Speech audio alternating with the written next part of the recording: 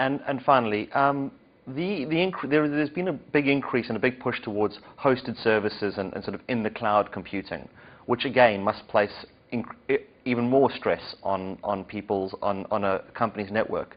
If it decides to outsource a lot of its security or its applications, and then people need to start accessing these, it has the advantage that people can access them from anywhere and have, it doesn't kind of matter where they are, as long as they're at a web-based or browser-based system.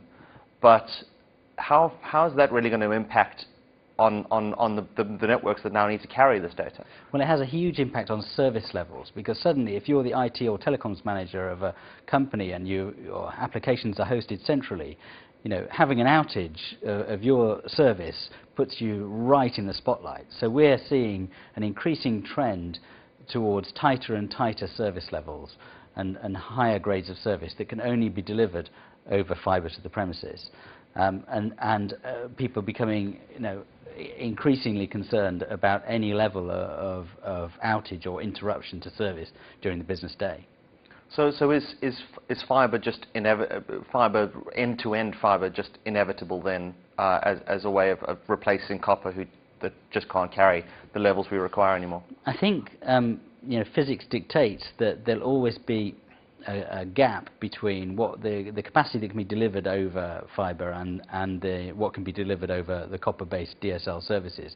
I expect that we'll see a movement from 8 to 16 to 24 to 50 megs over copper over the next couple of years. But to get to those higher bandwidths requires a big deployment of fibre to the node or curb inside BT's network, which is going to cost a lot of money and has at the moment a sort of questionable business pull, I would say, in the marketplace.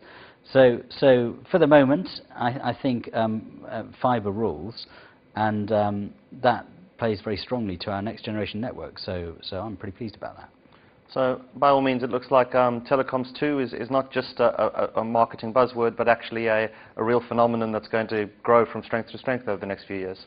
Yes, we're in a situation where we've been able to link the next generation network asset that we've developed over the last several years, spent £13 billion in investment putting together, with a mindset of collaboration and supporting our customers built up over 5 to 10 years that we've been in the business in the UK.